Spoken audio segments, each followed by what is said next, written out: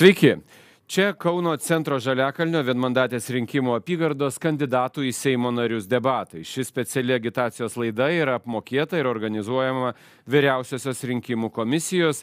Visi kandidatai laidoje turi lygias galimybės išsakyti savo nuomonę ir idėjas. Klausimus laidos dalyviams rengia ir žino tik šios laidos vedėjas. Pristatau debatų taisyklės. Kandidatai į klausimus atsakinės pagal abėcėlę, pirmin ir atgal.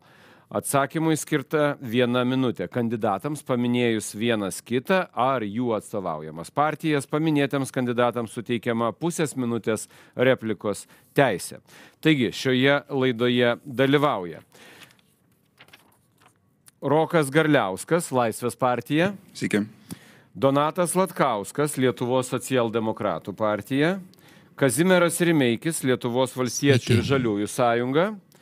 Ir Jurgis Valiukevičius, Lietuvos žaliųjų partija. Sveiki. Taigi, vieną tvarką pristačiau, tai atvirkščiai ir pradėkim. Tai gal pradėkime nuo jūsų, gerbiamas Jurgi, minutę laiko. Pasakykit savo esminius jūsų nuomonę, biografijos faktus, dar kažkokias aplinkybės, kurios jūsų nuomonė patvirtintų jūsų tinkamumą būti Seimo nariu. Prašau. Tai sveiki ir sveikos. Tikriausiai turėčiau pradėti nuo to, kad dalyvauju pirmą kartą rinkimuose. Šiaip visą laiką sakau, kad esu profsąjungietis, o profesijų gyvenime iš tikrųjų turėjau ne vieną. Esu baigęs filosofiją, dabar studijuoju darbo teisės magistrą, prieš tai dirbau iš tikrųjų įvairiausius darbus nuo statybų iki indų plovimo ir einu į Seimą, nes noriu atstovauti darbuotojų interesus, profesinių sąjungų tiesiog įgarsinti balsą. Ir man atrodo, kad šiandien tai yra labai svarbu, nes iš tikrųjų Seime pasigendu to atsakingo tokio atstovavimo daugumos interesų, nes vis dėlto verslo aš girdžiu daug balso, o kas naudinga būtų darbuotojams, aš pasigendu.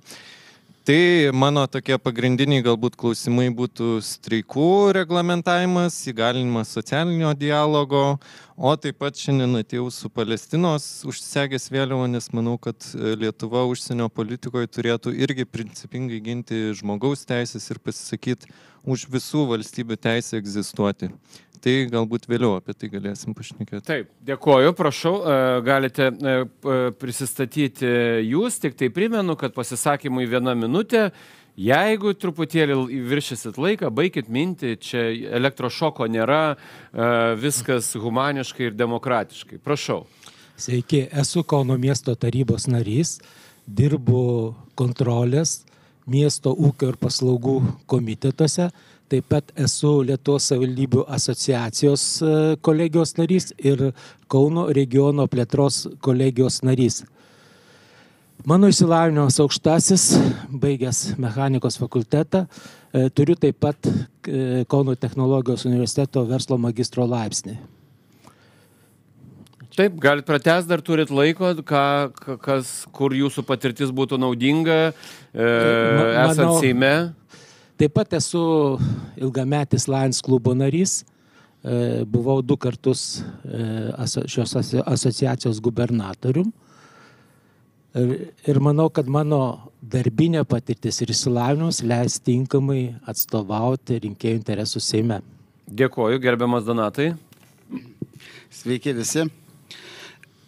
Esu pagal išsilavinimą teisininkas, tiksliau gal baigęs teisę, o savo ilgametį praktikoje dirbu versle, kuris yra susijęs su statybos sektoriumi, gamybos įmonių aptarnavimo sektoriuose.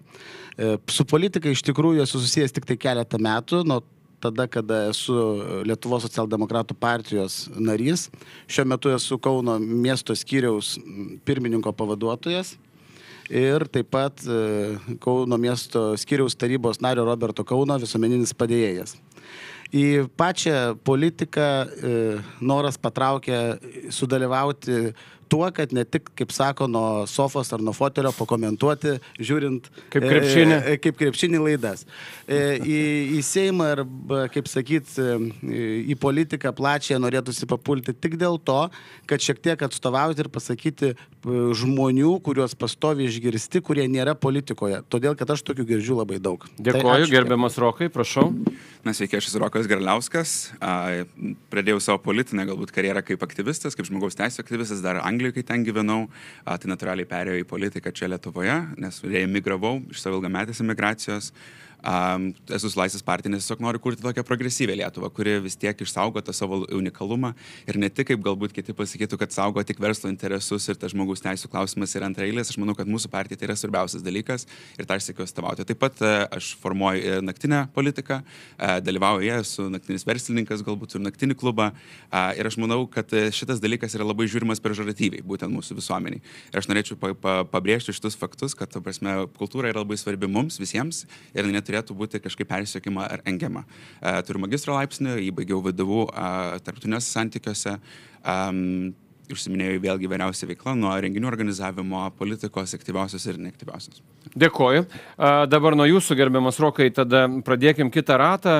Norėčiau paklausti jūsų vertinimų 3 opiausios problemos valstybėje, į kurias jūs sutelktumėt savo dėmesį, jeigu būtumėt išrinktas Seimo narių. 3 esminiai klausimai ir kodėl. Prašau. Galbūt pirmas būtų akivaizdus, tai žmogaus teisų klausimai, partnerystės klausimai, Stambulo konvencijos ratifikavimas, moterų reprodukcinių teisų garantavimas valstybei, ko mes dar neturime būtent oriai.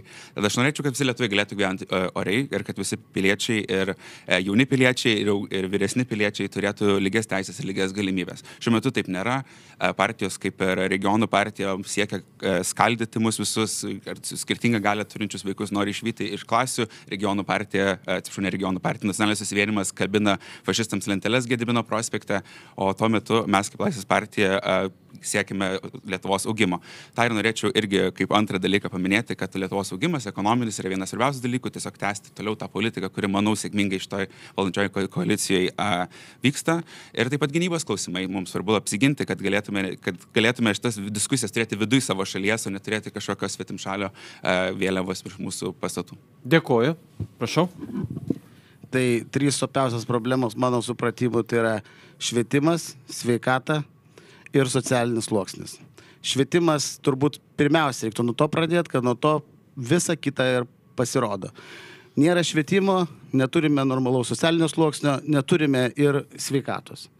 Toliau sveikata lygiai taip pat mums labai visiems svarbi, nes mes kiekvienas turbūt suprantam, kad norim būti sveikas.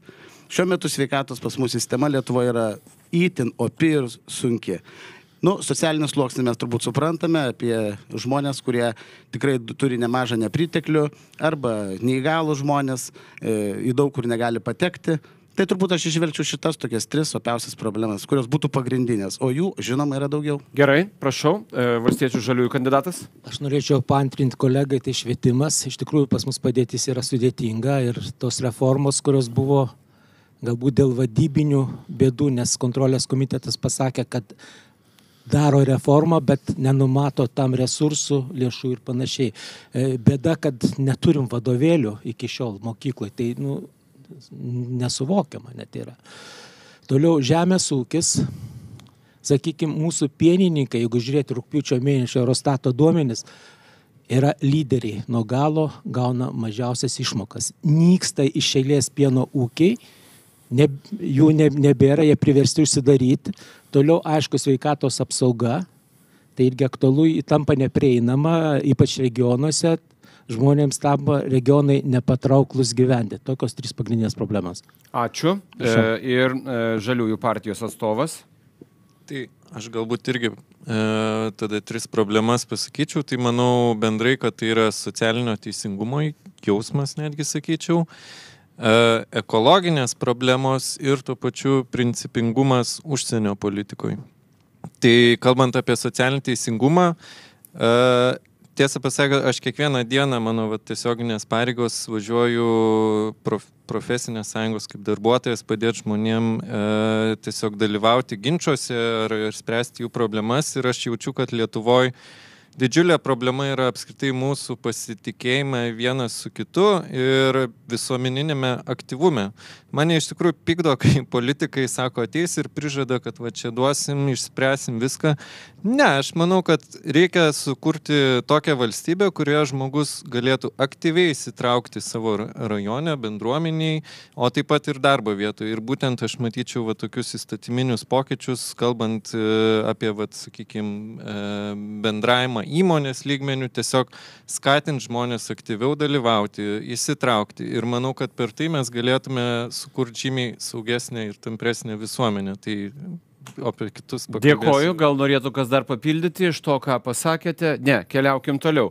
Pasižymėjau keletą dalykų, kas kartai sutampa jūsų pasisakymuose. Gynyba, vienas iš tų momentų, kurie nuskambėjo, tai nuo Žaliųjų partijos atstovo pradėsime. Pirmiausia, finansavimo intensyvumas, kokia dalimi jūsų nuomonė turėtų būti finansuojama gynyba, ar apskritai čia procentai gal net nėra nuo bendro vidaus produkto tinkama išraiška, gal čia apie gynybinę galę reiktų kalbėti ir finansuoti tiek, kiek reikia, ar dar kažkokiu principu. Tai viena klausimo dalis. Ir antra klausimo dalis, vis kalbama apie gynybos tvarų finansavimą. Kaip jūs tai įsivaizduojat, ar tai yra vien biudžeto tiesioginiai asignavimai, ar dar galėtų būti kitų formų, kaip galėtų būti finansuojama gynyba? Prašau. Tai aš manyčiau, kad tikrai tas užsifiksavimas vien tik tais, kad čia 4, 5, 6, bet kas daugiau pasakys procentų, jis nėra tinkamas, man tai skamba truputį kaip tokia rinkiminė akcija. Kad turime stipriai mąstyti apie gynybą, tai yra faktas. Tačiau kas tai yra gynyba? Ir aš kritikuočiau Lauryną Kasčiūną, kuris, manau, tiesiog taip, gynybą supranta labai siaura prasme, kad tai yra ginklai ir bombos. Bet mes esam tikrai maža šalis, mes turime, manau, būti protingi ir suvokti, kad gynyba, man atrodo, pirmiausia yra visuomenės pasirengimas ginti valstybę. O tai reiškia, kad visuomenė turi jausti socialinį teisingumą.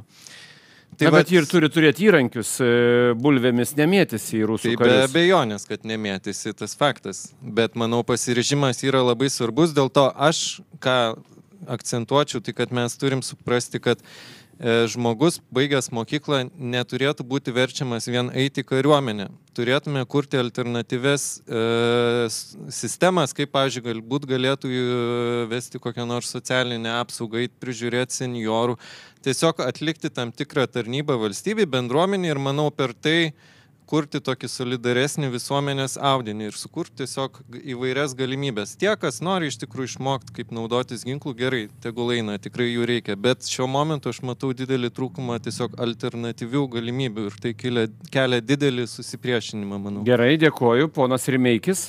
Aš priminsiu, kad prie vienos vyriausybės buvo gynybai skiriama tik 0,7%.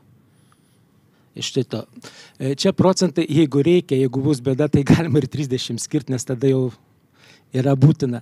Bet nemanau, kad mes vieni turėtumėm rūpintis gynybą. Mes turim išorinę sieną su nedraugiška ES valstybė. Tai turėtų prisidėti visos ES šalis ir mums pagelbėti apginti tame ES išorinę sieną, tuo pačiu ir jų sienos. Dabar, jeigu pasižiūrėsit Vokietijoje, buvo priversta muitinės režimą įvesti, užkardyti sieną ir padaryti pasienio režimą. Dėkoju. Dar nebaigė minties, prašau. O šiaip tai, aišku, reikia organizuoti ir tobulinti visuomeninį pasipriešinimą. Aš manau, kad tai labai gerai iliustruoja Lietuvos šaulių sąjunga, tai iš tikrųjų nuostabi organizacija. Dėkoju, prašau. Gynyba šiandien dienai turbūt visiems aktualus klausimas ir visi mes bijom karo. Gynyba, kas be ko, be pinigų, kaip ir pakomentavot, bulvėm neapsiginsime. Tikrai reikia jų skirti, bet tik nereikia taip pat gąsdinti žmonių, kad atiduosime pinigus dabar gynybai ir nebus už ką pensijų mokėti ar dar kažko. Vienas kitam neprieštarauti. Nereiktų neprieštarauti. Tai Kasčiūnas tikrai tą sugeba gerai daryti. Dabartis kitas dalykas apie gynybą norėčiau į klausimų paklausti. O kiek žmonių Lietuvos tikrai gintų Lietuvą, jeigu prasidėtų karas? Ir kiek žmonių išbėgtų į Graikiją ar Ispanija pabėgtų nuo karo. Ar tikrai visi eitų ir gintų Lietuvą? Tai vat, aš prieš tai kalbėjau, koks yra svarbus švietimas. Tai vat kaip mes pradėsime šviesti, kaip saugoti ir ginti savo šalį ir kaip žmonės supras, kaip reikia mylėti savo šalį. Va tada mes galėsime dar kalbėti ir apie pinigus. Dabar galim kiek norim skinti pinigų, jeigu jos nebus kam ginti. Čia mano nuomonė. Dėkui už jūsų nuomonę, gerbiamas Rokai. Aš pantrinčiau, kad švietimas yra labai svarbu, ten sprendžiant gynybą, šitą galbūt problemą, klausimą ir taip toliau, bet vėlgi tas švietimas turi galbūt bus aš žiūriu į švietimą kitaip negu mano kolegos. Aš manau, kad jeigu mes nuo pat pirmų klasių skaldome žmonės į antrarūšius lietuvius, į skirtingą galią turinčius, kurie neturėtų gauti prieigos prie visų tų pačių dalykų, ką gauna visi kiti vaikai, tai mes tada automatiškai skaldom žmonės į mažasias grupės. Mes visi kaip viena visuomenė mes galime apsiginti prie kažkokio priešo, o ne tada, kai mes esame išskaldyti. Ir aš manau, kad politikai daro tokią meškos paslaugą, siekdami kurti visokias šeimos politikas kaip žalieji, ar ne? Ar ta pati regionų partija, ar kažką, kurie turi panašią žinutę. Tačiau tos žinutės iš esmės realiai skaldo mūsų visuomenį ir kaip tik ją daro silpnesnė prieš kažkokią ateinantį priešą.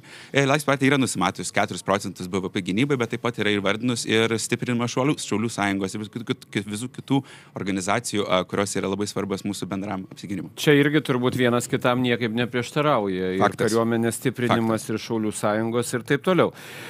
Švietimas yra dažnai minimas jūsų pasisakymuose ir pirmiausia, čia turbūt daugybę galima paliesti temų, bet gal pradėkime nuo tokių nacionalinių problemų. Pavyzdžiui, skirtingas bilietas į gyvenimą regiono vaikams ir didmiesčių vaikams, kurių rezultatai skiriasi net ir pagal tai, kur jie gyvena, ar dideliame mieste, ar regione.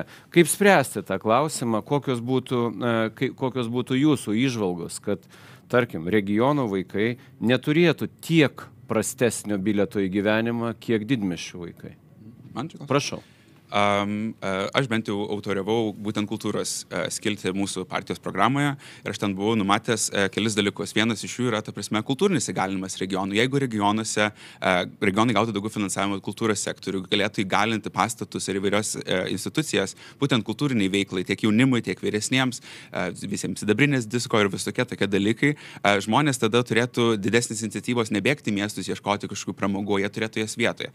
Tam aš buvau numatęs ir naujos administracijos sukūrimą prie kultūros tarybos, kuris būtent skirtų šitą biudžetą būtent regionams. Ir ne tai, kad regionai dažniausiai gauna kažkokią dalį, kad, ta prasme, savivaldybės gauna ir jūs susitvarkykit, kaip jūs norit. O būtent kažkokia dalis turėtų būtinai būti skirta kultūrai, kad būtų žmonėms ką veikti būtent tos regionuose ir ne tik tai kalbėti apie išmokas ir pensijas, bet also ir kaip pasilinksminti ir įgalinti save ir kurti tą bendruomeniškumą, kuris ir kyla, kai žmonės būna kartu ir švenčia.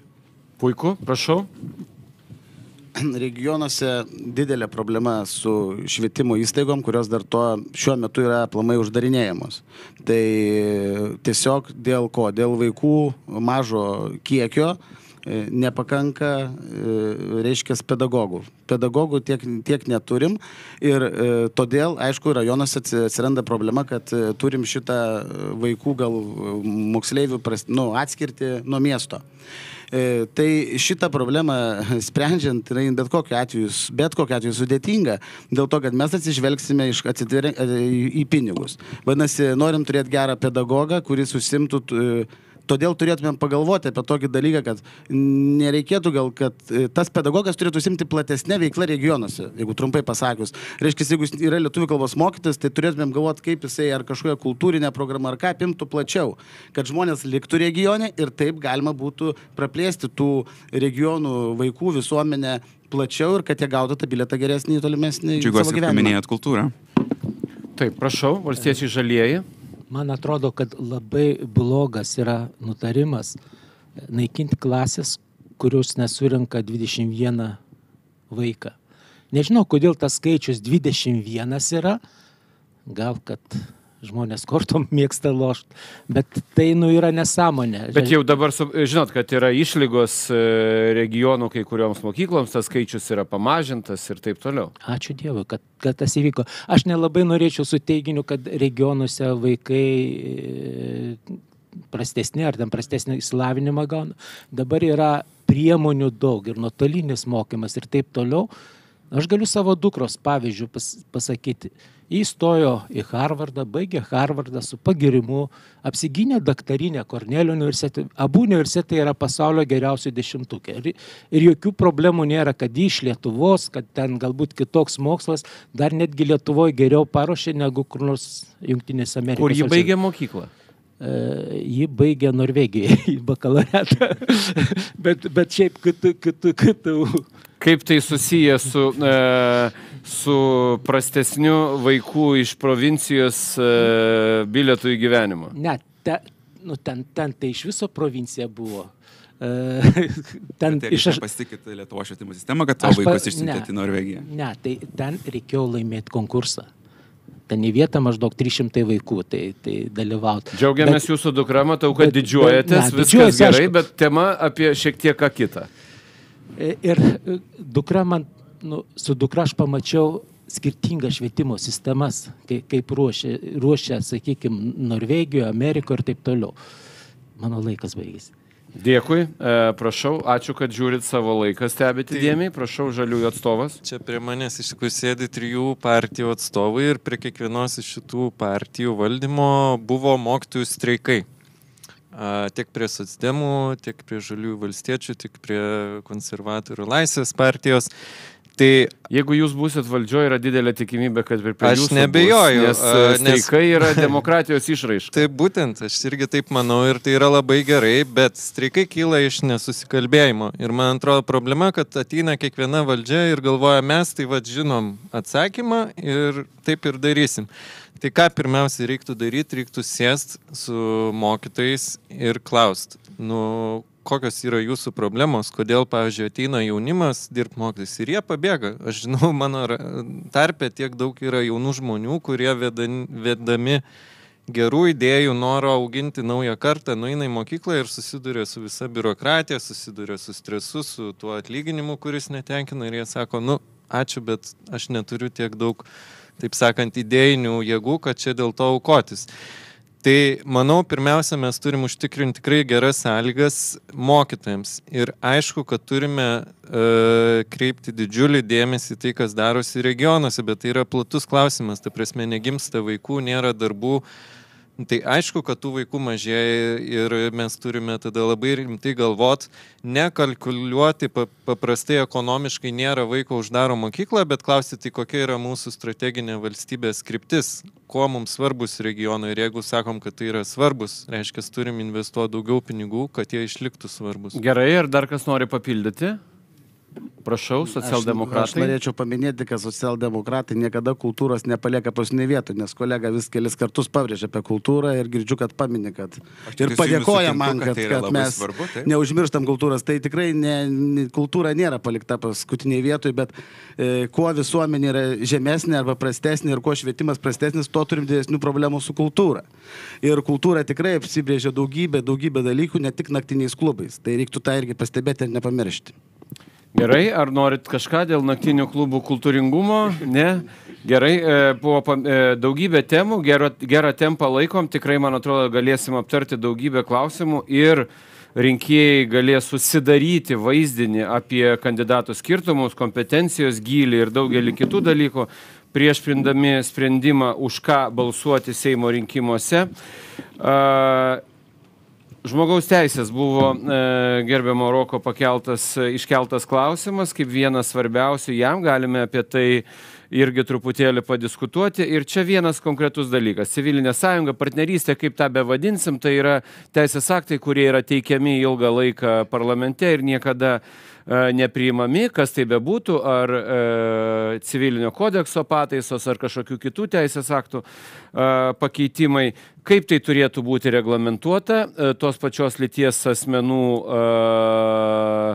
gyvenimo kartu, ar kaip tą be pavadinsim, ar šeima, ar sąjunga, ar ką, kaip tas turėtų būti reglamentuota, jūsų nuomonė ir kodėl? Prašau. Aš esu visiškai už, manau, kad jau Latvija ir Estija jau seniausiai priėmė. Mes turime priimtą civilinės sąjungos įstatymą, tik tai klausimas, kaip jį įgyvendinti. Ir aš esu už, ne tik dėl to, kad suprantu ir asmenų, žmonių, kurie gyvena tos pačios, sakykime, lyties šeimos. Aš ir asmeniškai esu, aš atvirai prisipažinsiu, nes neinu į bažnyčią. Bet mano nuomonė, bažnyčia gali pasilikti savo tos klausimus ir išspręsti savo, ar jie nori priimti tos pačios lyties poras ar ne. Bet mes kalbam apie valstybę ir valstybėje mes turime kalbėti ne kažkokioms tai religiniam temom, bet labai paprastom teisiniam. Šiuo momentu yra akivaizdi teisinė diskriminacija ir turiu pripažinti, kad ir diskriminuoja mane. Aš galbūt nenoriu tuoktis, bet aš mielai sudaryčiau civilinę sąjungą ar partnerystę su savo partneriu.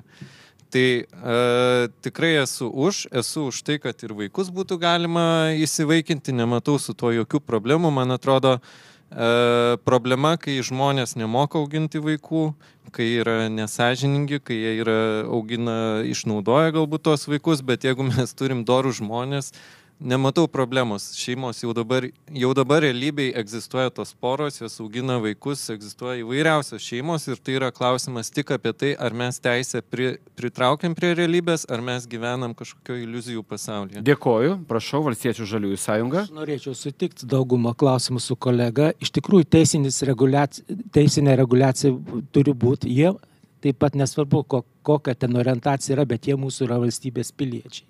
Ir jie mūsų taip pat, manau, patriotai, lygiai tas pats, bet tačiau kas mus truputį glumina? Propaganda. Ta prasme, mes ne prieš to žmonės, bet vykdoma akcija, propaganda, ten jeigu įnešama į mokyklas ir taip toliau, nes gyvenime kiekvienas gyvūnas, kiekvienas augalas. Ar jūs skaitėte propagandą? Konkrečiai atnešė. Skaičiau, žinau. Iš tas, grubiai, jeigu pasakyti, mes įleisim į bažnyčią, bet būkit geri, nelipkit ant altoriaus. Ką jūs turite omeny propagandą? Ką jūs vadinate propagandą? Ir kieno propaganda? Seksualinių mažumų propaganda? Seksualinių mažumų propaganda, taip. Jūs galvojat, galima įkalbėti žmogų tapti gėjumi? Nežinau, žinokit. Gerai, keliaukim toliau, prašau. Labai diskutuotinas klausimas, ypatingai socialdemokratų partijai, nes ir daugiau susilaukiam visur dėmesio šito vietoj šiuo metu, kad vieną kartą palaiko, kitą kartą nepalaiko. Tai istorinė tiesa. Tai toj vietoj galiu pasakyti, kad ir programų yra sumažinta, praktiškai nieko ten nelikę ir galiu pasakyti tai, kad partijoje yra viduj tikrai įsiskirianti ganėtinai nuomonė šito klausimu.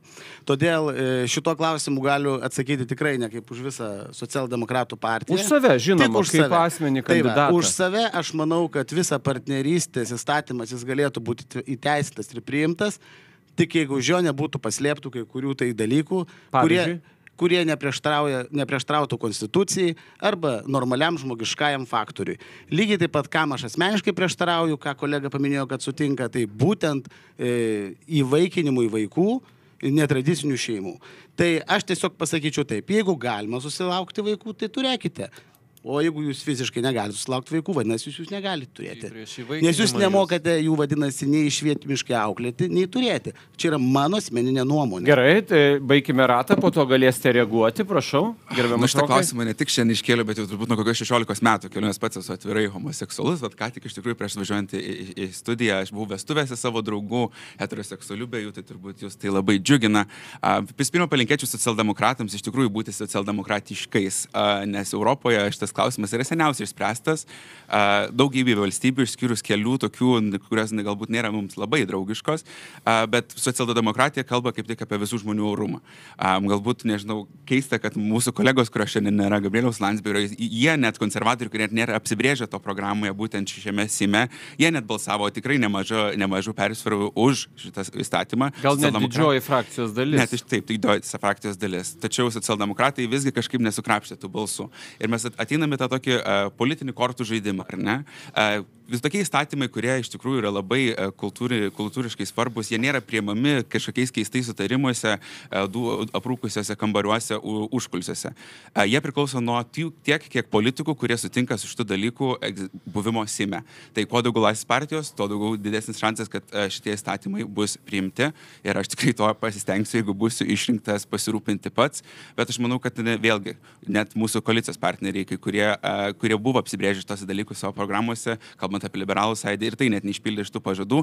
Ir aš beje pats buvau prieš tai Liberalų sąjūdį, prieš perskeliant į Laisvės partiją perinant, o aš palikau vien dėl to, kad aš patyriau ten nežmogišką homofobiją ir tik tai man išėjus jie iškėlė tą gėjų vėliavą virš savo durų ir dabar vaidina labai progresyvę liberalią partiją, bet tokių nėra, tai aš linkiu rinkėjams neapsigauti. Dėkoju, kas norėtų reaguoti. Taip, prašau, jūs, tada jūs. Aš tiesiog pasakysiu, kad jau dabar įsivaikina vaikus. Aš pats asmeniškai buvau, prižiūrėjau vaiką, ne savo auginau. Tai tikrai aš dar kartą pakartosiu, mes jau dabar gyvename realybėje, kur yra tos pačios lyties poros, turi vaikų, susilaukia. Tiesiog taip žmonės gyvena ir tai klausimas, ar mes tą teisę pritempėm prie tos realybės, ar mes gyvenam įsivaizdavime, kad ne, šeima yra tik tais vyras, moteris ir 2 vaikai. Nėra tokių šeimų, ta prasme, realybėje tu nestiksi. Yra tokių šeimų irgi. Bet... Yra faktas, bet tai nėra. Faktas, aš nekalbu, bet man asmeniškai, aš jau tiek esu pavargęs nuo šitų diskusijų, nes iš tikrųjų mes diskutuojam, bet gerai, palaikykim šeimas, tai kalbėkim, kaip jom palaikyti, kaip padėti gyvenime. Mes užsicinkinę ant šitos kultūrinės diskusijos, kurių iš tikrųjų tai yra patogi diskusija politikams, nes tu gali ginti ant tas šeimas, bet iš tikrųjų nieko dėl to nedaryti. Pavyzdžiui, koks Gražulis dėl šeimų padarė, dėl paprastų tų tradicinių šeimų, ar jis bent vieną kažkokį įstatymo aktą priėmė? Ne, jisai eina, rėkia, kad jisai gina, bet iš tikrųjų 0 daro. Prašau, galite reaguoti? Aš turbūt norėčiau, kad taip visi drąsiai galėtų pareikšti apie savo orientaciją, kad nebūtų tos diskriminacijos, kad žmogus priimtumėm tai kaip normalų. Bet dar kartą sakau, mes prieš propagandą. Galite, prašau, reaguoti. Ir tai gal iš... Taip.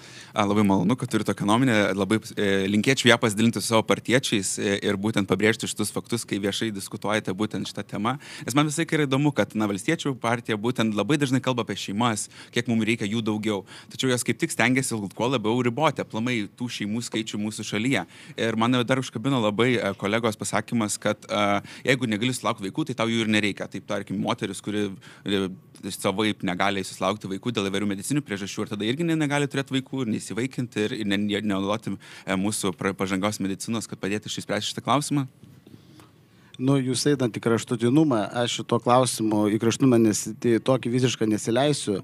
Apie tai, kas negali susilaukti vaikų, manau, visi sveiko proto suprato. Moteris, jinai gali galimybę sulaukti vaikų, todėl mes to vietoj neprieštarausim, bet čia kalbam apie tos dalykus, ką noriu pabrėžti, kas yra užslėpta. Tarp porų, kai kurių yra neįmanoma susilaukti vaikų fiziškai. Tai aš tą turėjau omeny. Dėl socialdemokratų, kurie čia linčiuojami, kad jie nepalaiko ar nepadaro to, aš paminėjau ir prieš tai, kad yra nerasta kol kas visiška vieninga nuomonė dėl to, kad socialdemokratai palaiko iš principo partnerystės įstatymą, bet prieš tai reikia atsižvelgti konstituciją. Ir kitas dalykas, yra daugybė teisinių normų, kaip galima apeiti neįteisinant, įstatymais apibrėžiant tos dalykus. Dabar, kodėl to nesiema nieks ir nepadaro, ar taip toliau? Todėl, kad po daugybės rinkimų visur yra sudaromos koalicijos. Koalicijos partneriai susitarė, o po to koalicijos partneriai vieni kitus apgauna. Turbūt dėl to yra nepadaroma. Šiuo metu socialdemokratai jau, galiu pasakyti, nei šioje, nei praeitoje kadencijoje neturi daugumos, tai niekaip jie negalėjo. Bet kad valdantieji esantis daugumoje nesusitarėt ir nepriema šito įstatymo, aš manau, kad čia jums yra labai didelė gėda. Ačiū. Taip, mes gana išsamei aptarėm šį klausimą, taip pat prieš tai kalbėjom apie gynybą ir švietimą. Vienas iš dalykų, kurie akivaizdu, kad turėtų būti pasakyti, kadangi kandidatuojate ne bet kur, o konkrečioje apygardoje, Centro ir Žaliakalnio apygardoje, tai pirmiausia, koks yra jūsų ryšys su ta apygarda, kodėl ta apygarda, na ir nežinau, ką dar galėtumėt pasakyti būtent tos apygardos rinkėjams. Prašau. Na, gyvenu Žaliakalnį, dirbu centre, tai toks mano artimiausias galbūt sąsajas ir gyvenu Žaliakalnį to laiko, kai grįžau į Lietuvą. Net nekilo man jokių minčių kandidatuoti kitoje apygardoje negu gyvenu ir aš matau, čia toks labiau gal principinis, toks ideologinis, politinis kažkoks momentas, kažkokios orumo, kilnumo, kad ten, kur tu gyveni, su kuriom problemom tu susiduri, ten tu ir turėtum kandidatuoti. Tai manau, kad čia buvo natūralus pasirinkimas, o na, vėlgi verslauju centre, turiu naktinį klubą, kaip minėjau, ir tiek aš, tiek mano kolega iš kairės. Ir vėlgi matau tą centro gyvenimą kiekvieną dieną, visą parą, kartais kiaurą parą. Ir aš matau, su kokios problemos žmonės susiduria, su manim žmonės, aš esu, kadangi aktyviai politikoje tik dalyvau savivaldos rinkimuose ir taip toliau, kur trūko mums tik tai kelių balsų, kad turėtume kelis atstovus kaip Laisvės partija. Ir mes nesam tiesiog, aišku, miestų partija, bet galbūt keista tai sakyti, kad ten kandidatuoja mieste. Bet tiesiog aš susiduriu su tom problemom, kasdieną jas matau, girdžiu, gyvenu savo apygardoje ir dėl to natūraliai rinkausi Centro Žaliakalnio apygardą kandidatuoti. Dėkuoju. Socialdemokratų kandidatas, prašau. Negaliu pasigirti šituo, kad esu gyvenantis Centro Žaliakalnio apygardoje. Galiu pasigirti tik tuo, kad esu kaunietis nuo pat gimimo ir visą gyvenu Kaune. Kauną labai visą gerai žinau, realiai turbūt neturi man didelės reikšmės, kuri iš principo būtų apygarda. Kadangi socialdemokratai turėjo skirti 7 kandidatus į 7 apygardas, tai tiesiog vidiniam skyriuje taip lėmė, kad man atiteko šita Centro Žaliakalnio apygarda. Kas be ko rinkėjų tikiuosi pasitikėjimo manimi, kad dirbsiu, kiek galėsiu jų labui ir išpildysiu jų lūkesčius, prašymus ir norus. Tai tiek. Dėkuoju. Prašau, jūsų ryšys su apygarda ir kodėl būtent ta ir ką nori pasakyti tiem rinkėjim? Aš labai laimingas, kad mano partijos kolegos patikėjo šitą apygardą, nes joje mokiausi, visą laiką dirbu. Čia susipažinau su savo būsima žmona, čia gimė mano vaikai, čia mokėsi mano vaikai.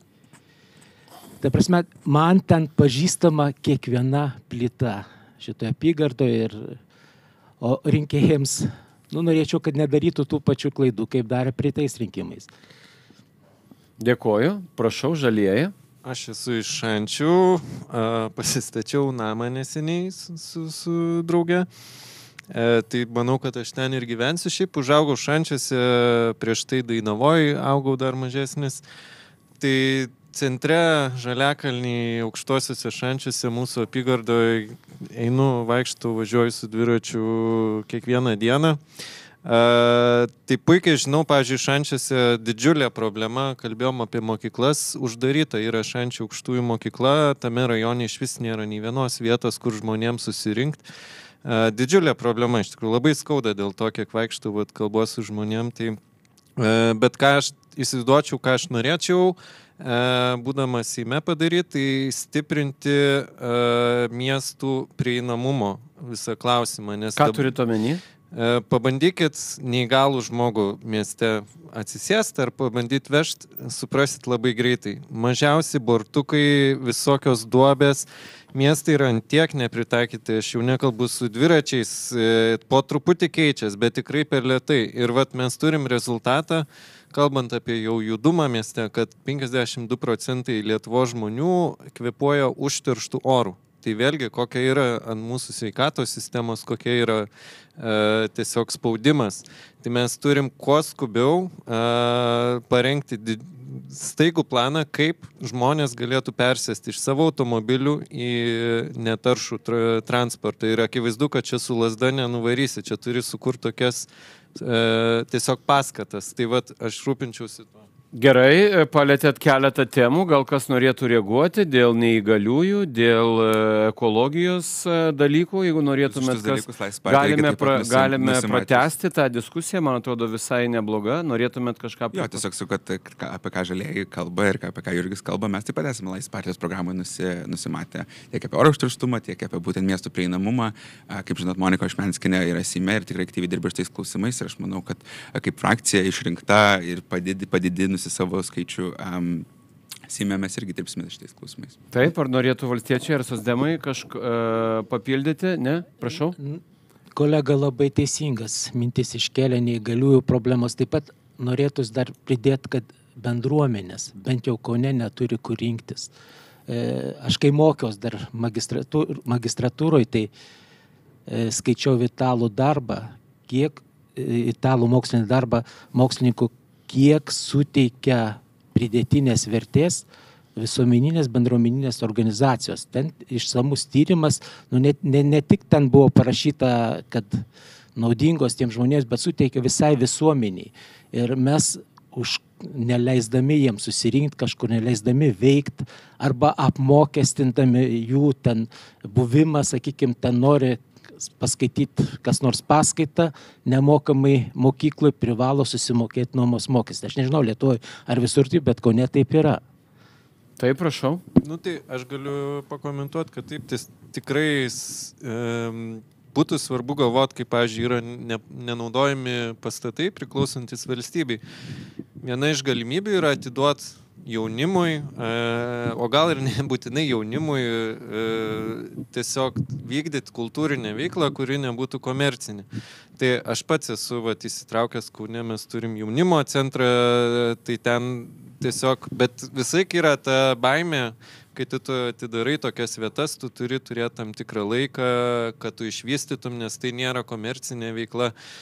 Visai yra baimė, kai tu nuomojas privačiai, kad tave išmes. Ir manau, kad čia galėtų atsirasti tam tikra politika, kaip išnaudoti tas tuščias erdves miestuose ir regionuose ir tiesiog suteikti, kad mes pradėtume sugrąžinti tas kultūrinės erdves į rajonus, o iš to atsirastų ir daugiau bendruomeniškumo, daugiau įsitraukimo ir manau to pačio daugiau saugumo jausmo, ne? Mes pradėjom kalbėti apie tai, kaip jums svarbi, kodėl svarbi ta apygarda, bet gal pratęskime truputėlį kalbą apie tai, koks turėtų būti išrinkto, jūsų nuomonė turėtų būti išrinkto apygardo į Seimo nario santykis, kuris tampa nacionaliniu politiku, su ta vienmandatė apygarda. Ir mes turime ir Konstitucinio teismo tam tikrą doktriną, kaip tai yra interpretuojama, kad vis dėlto tiesioginis darbas savo apygardai galėtų reikšti net ir tam tikrą politinės korupcijos formą,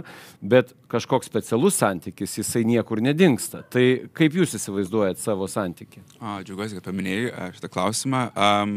Aš atėjau iš tokios truputėlį kitokios politinės kultūros. Kaip minėjau, politikau jau Anglijoje, dar kai man buvo 16, kad aišku, ten buvo Jeremy Corbino dar visi tie laikai, Brexit ir taip toliau, tikrai buvo labai didelis politinis metas. Ir būtent Anglijoje, aišku, demokratija, kuri žymiai senesnė negu mūsų, ir labai didelis dalykas kaip atskaitomybė, ar ne? Tavo parlamentaras, kuris priima sprendimus visą savaitę, penktadieniais privalo grįžti į savo apygardą ir turėti galimybę pasikalbėti su savo rinkėjais, kurie gali iškelti papildomus klausimus, kuris tas parlamentaras neva turėtų iškelti po to Seime. Būtent šitas atskaitomybės principas ir dalykas ir šita politinė kultūra yra būtent dalykas, ką aš matyčiau save darantį, sėkmės atveju būnant išrinktų Seimo nariu, būtent turėti tą labai artimą ryšį su savo rinkėjais, net tik su savo visos apygardos gyventojais. Taip panašu, kaip ir žurnalistai tą patį teisingą darbą daro, klausinėja politikų ir juos prižiūri, tai aš manau, kad ir apygardos gyventojai turėtų tą patį daryti ir prižiūrėti savo politikus ir galbūt mes tada šitos kultūros atsiradusios naujos pasiekmėje turėtume didesnį suvokimą ir geresnį požiūrį į Seimą ir suvokimą apie Seimūno darbą, apie kaip tie sprendimai yra priimami būtent nacionaliniu lygmeniu ir priartinti būtent tas sprendimus prie žmonių.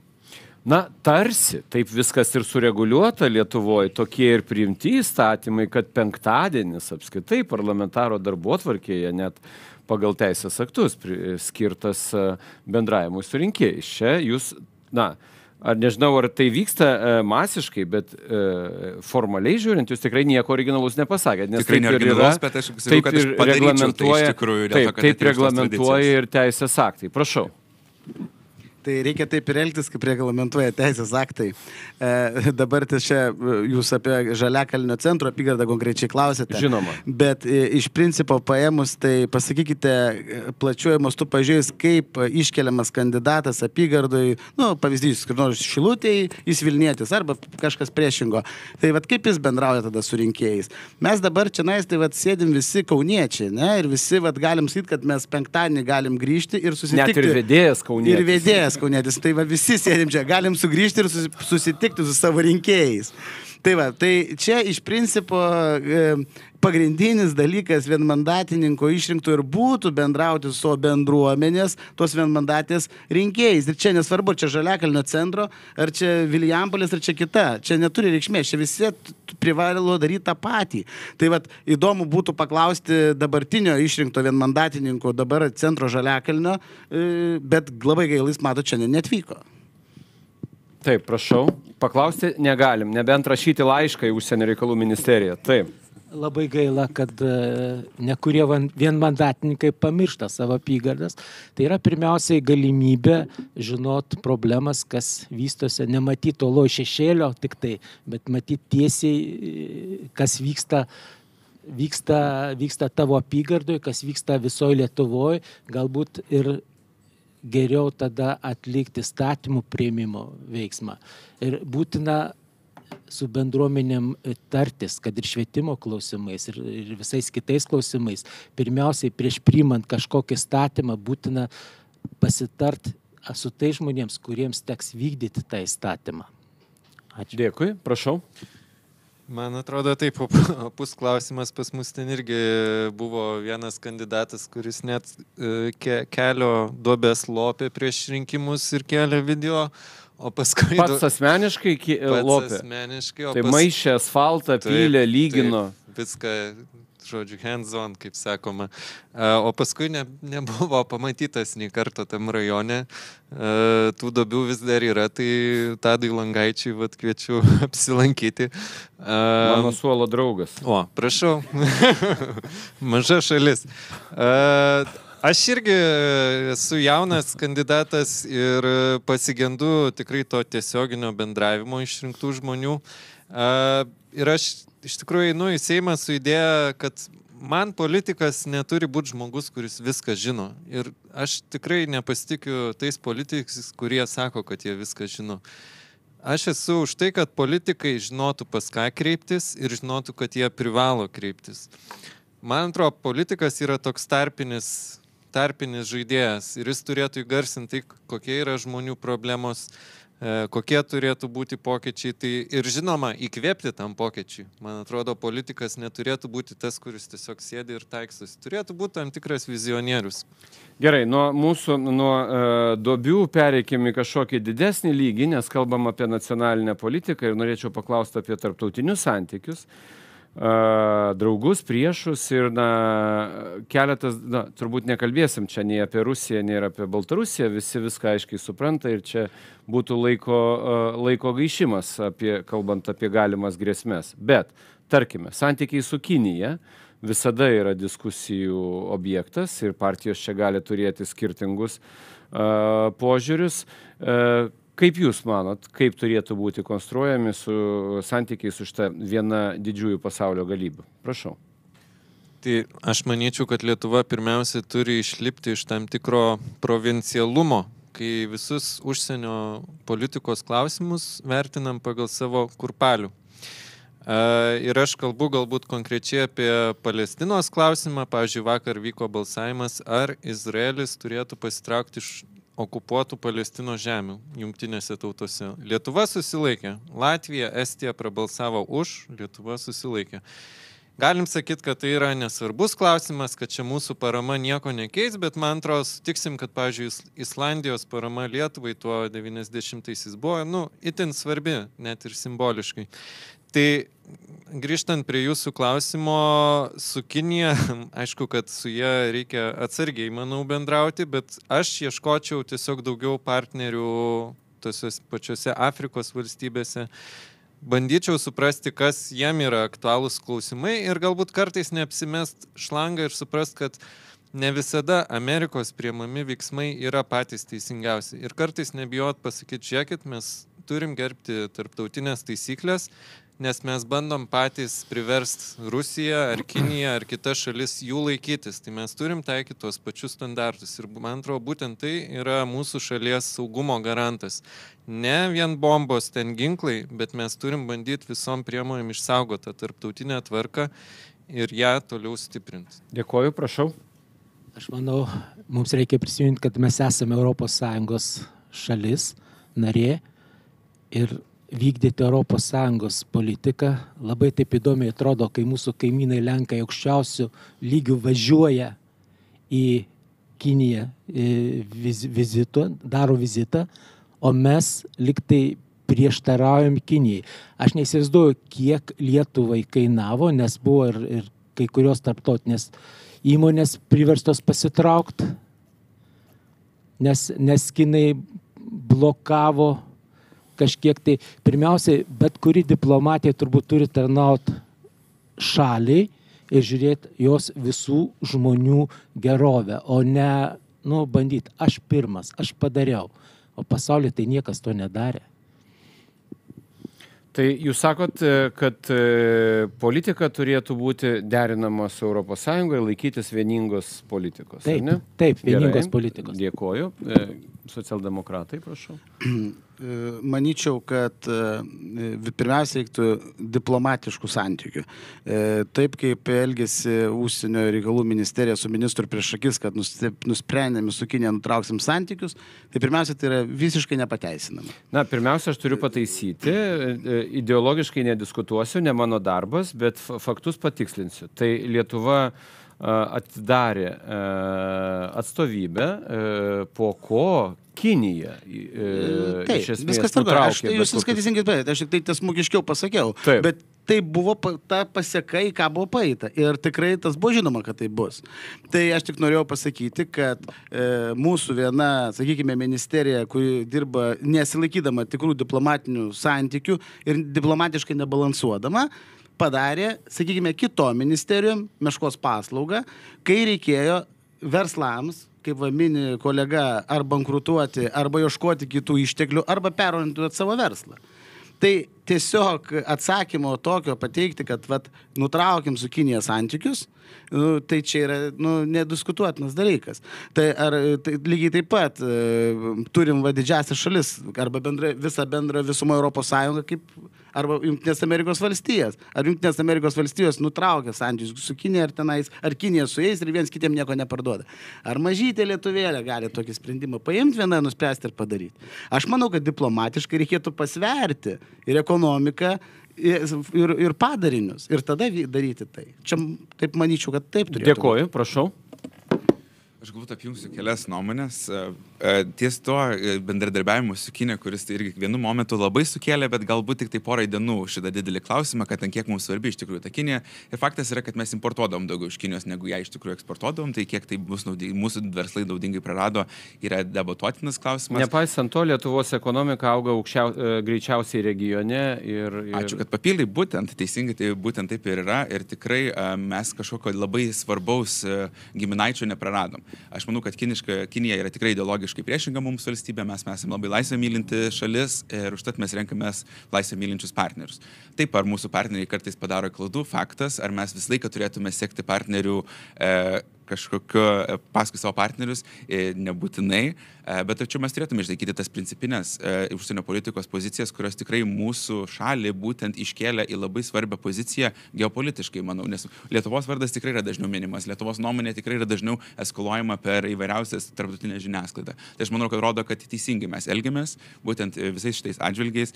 Nežinau, ar čia reikėtų ploti mūsų užsienio reikalų ministrui, mano oponentui, bet manau, kad taip pat santykiai su Taivanu, su kurio būtent labai artimai kuruoja Laisvės partija, aš manau, kad yra teisingas judėjimas į tą pusę būtent tame krašte.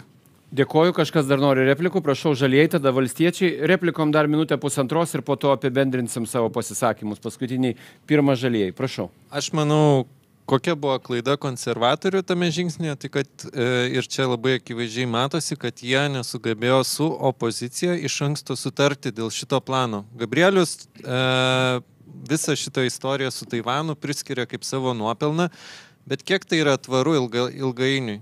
Ateis nauja valdžia, jinai atšauks visus tuos planus. Gerai, supratom, prašau. Man čia istorija šiek tiek primena, kaip iš vietinių nupirko Manhattanų salę už stikliukus. Tai buvo mūsų delegacija, kuri buvo atitinkamai pavaišinta taip toliau ir tos delegacijos nariai buvo didžiausi iniciatoriai. Sakot, nuvažiavo lietuviai į Taivaną, labai gerai juos priėmė ir jie tada... Taip viską banaliai aiškinat. Ne tik banaliai, bet taip negali būti. Gerai, supratom, prašau. Aš tikrai nemanau, kad su Taivanu yra blogai, kad yra santykiai.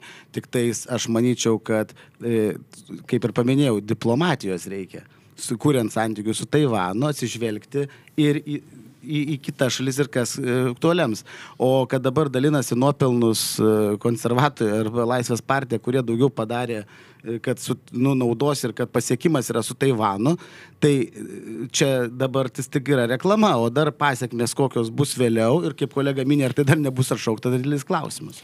Gerai, laikas paskutiniam pasisakymam ir man atrodo puikia proga jums, kandidatams į Seimą, kreiptis į galimus rinkėjus Centro Žaliakalnio rinkimų apygardos ir jūsų argumentai tiesiog, ką norite, tą galite savo galimiems rinkėjams pasakyti. Tai pradėkime nuo Laisvės partijos. Rokas Garliauskas, prašau. Šiandien išgirdome įvairiausias nuomonės, įvairiausiais klausimais. Ir nors galbūt šitie kandidatai ramus, aš palinkėčiau visiems apsidaryti ir pažiūrėti, kas jų yra lyderiai ir kokios jų yra pozicijos. Nors ir mes čia visi kauniečiai, galbūt tas mus ir jungia, bet kiti kandidatai tikrai kelia milžinišką pavojų mūsų valstybei ir skaldo ją nenuginčytinai. Mes turime gerbti kiekvieno žmogaus orumą ir mes turime kovoti už kiekvieną Lietuvos pilietį. Nesvarbu, jis turi skirtingą galią, skirtingą orientaciją, skirtingą tikėjimą. Kiekvienas žmogus nusipelnė gyventi ir kad valstybė su juo elgtųsi oriai. Vėlgi, aš esu Laisvės partija dėl to, kad aš tikiu progresyviom vertybėm, bet aš taip pat noriu išsaugoti ir Lietuvos unikalumą. Ačiū. Dėkuoju. Socialdemokratų kandidatas, gerbiamas Donatas Latkauskas, prašau. Kviečiu visus kauniečius atvykti į rinkimus.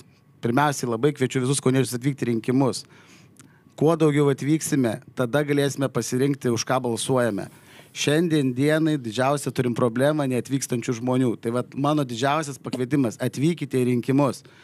Kuo daugiau atvyksime ir tada pamatysime tikrai, kurią tą partiją išrenkame. Ir tikrą veidą, kas čia laimi rinkimus. Tai didžiausias kvietimas.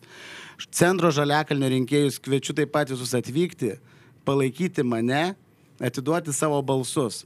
Kad būtumėte išgirsti, aš žmogus, kuris dar nedalyvavau didžioji politikoje. Tikrai kiekvieną išgirsiu ir pasistengsiu ten atstovauti. Dėkuoju. Lietuvos valstiečių žaliųjų sąjungos atstovas Kazimieras Rimeikis, prašau.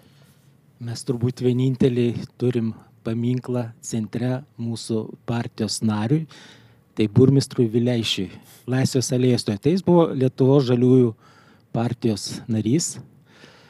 O ką norėčiau pabrėžti, mūsų partija, turbūt kaip brandi partija, vienintelė turėjo šešėlinę vyriausybę. Ir pas mus nėra tos problemos, ką paskirti reikės ministrų, jeigu laimėsim, ką viceministrais paskirti. Ir mes tikimės, kad mes laimėsim ir sudarysim daugumą. Tikiuosi Žaliakalnio centro apygardos palaikymo. Ačiū. Ačiū Jums. Na ir paskutinis pasisakantis šiandieną, tai yra Lietuvos žaliųjų partijos atstovas Jurgis Valiukevičius. Prašau, gerbiamas Jurgi. Tai mėly ir mielos Lietuvos žmonės, kviečiu palaikyti naują politinę jėgą. Lietuvos žaliųjų partija, mūsų šūkis yra įkvėpkime šviežio oro. Aš kandidatuoju Centro Žaliakalnio apygardoj, esu profsąjungietis ir kviečiu balsuoti už Lietuvą, kuri yra socialiai teisinga ir kuri yra žalia Lietuva.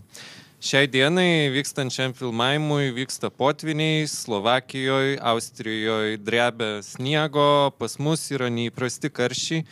Man atrodo, visą tai signalizuoja, kad ne tik karas kelia grėsmę didžiulę, bet ir tai, į kokią ekologinę krizę mes žengiam. Lietuvos žaliųjų partija ateina su programa, kuri akcentuotų būtent žaliai pokytį, bet ne bet kokį žaliai pokytį, o tą, kuris būtų socialiai teisingas. Mes esam už turtingųjų apmokestinimą, už teisingą mokestinę sistemą, kad tiesiog už taršą mokėtų tie, kurie daugiausiai prie jos prisideda. Tai kviečiu palaikyti, nebijoti, rinktis naujas idėjas ir balsuoti už Lietuvos žaliųjų partiją. Numeris 4. Dėkoju, tai buvo Kauno centro Žaliakalnio rinkimų apygardos kandidatų į Lietuvos Respublikos Seimą debatai, kuriuose susitiko Laisvės partijos, Socialdemokratų partijos, Valstiečių ir Žaliųjų sąjungos ir Lietuvos Žaliųjų partijos kandidatai į Seimą. Taip pat yra ir dar viena laida, kurią galite susirasti. Tenai diskutuoja kiti likę kandidatai šioje apygardoje. Man atrodo, kandidatų skaičius pakankamas, jų skirtumai, kompetencija, skirtumus pasaulėžiūroje, kompetencijos gylį.